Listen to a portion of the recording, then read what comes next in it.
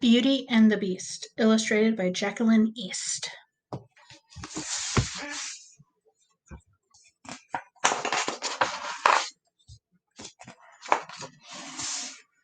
Once upon a time, there was a rich merchant who lived in a big house with his 3 daughters. All 3 girls were beautiful, but only the youngest daughter, Beauty, was loving and kind. Her older sisters were nasty and selfish, and cared only for jewels and fancy clothes.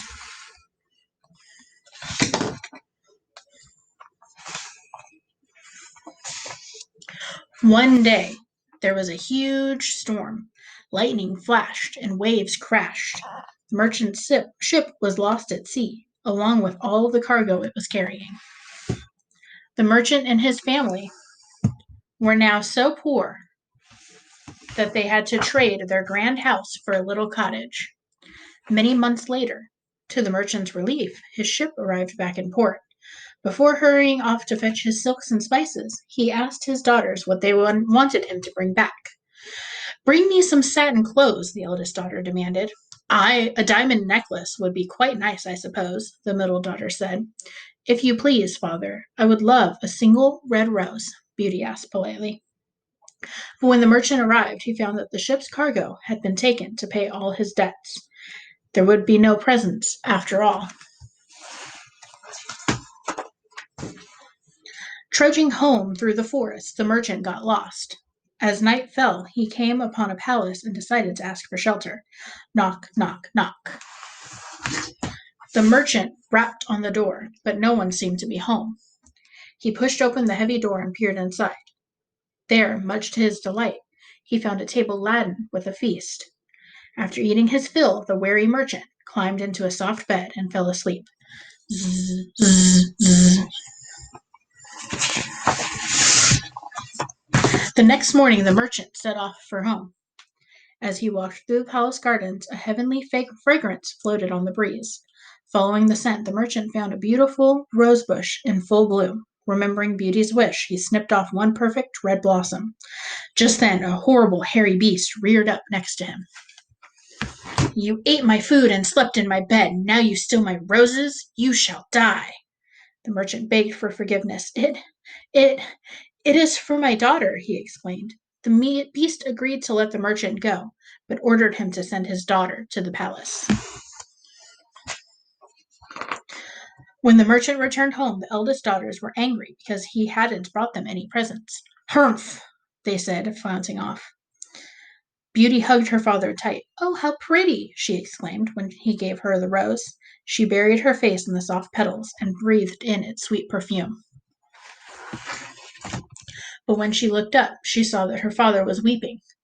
"What's wrong, father?" Beauty asked. The merchant sadly explained what had happened, and Beauty bravely agreed to visit the beast.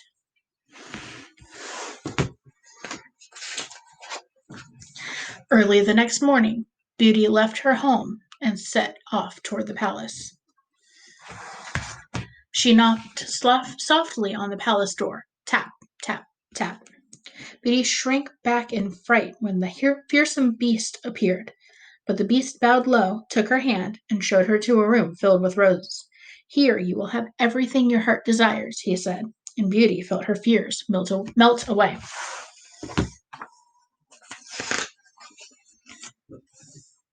Beauty soon grew very fond of the beast, for he was always kind to her. One day while they strolled in the gardens, the beast asked, "Will you marry me?" But Beauty said no.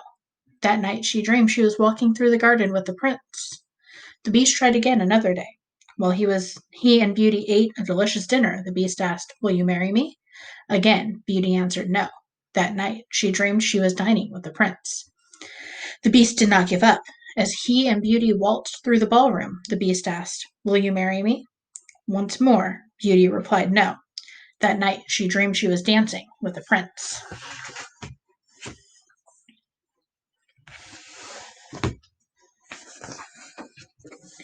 Beauty began to wonder whether the beast was hiding the handsome prince from her dreams in the palace. She searched everywhere, from the highest tower to the lowest dungeon, but she could not find the prince anywhere.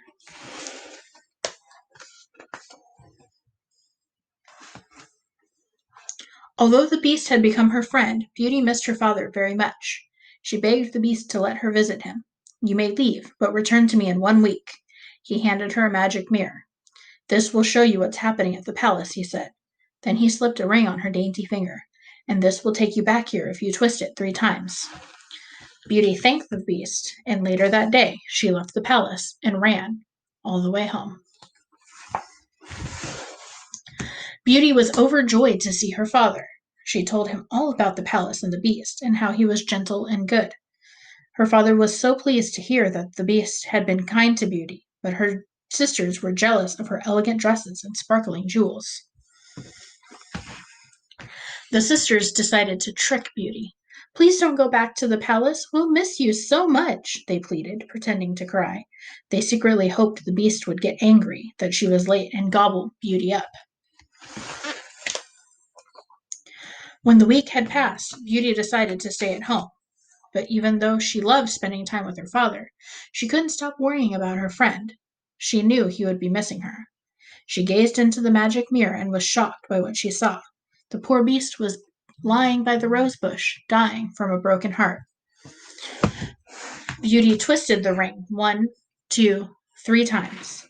In an instant, she was by the Beast's side. Beauty held her friend and cried, "Oh, please don't die. If you do, so will I." As Beauty's tears fell on the Beast, he became the handsome prince from her dreams. He told her that long ago a witch had turned him into a beast because he denied her shelter.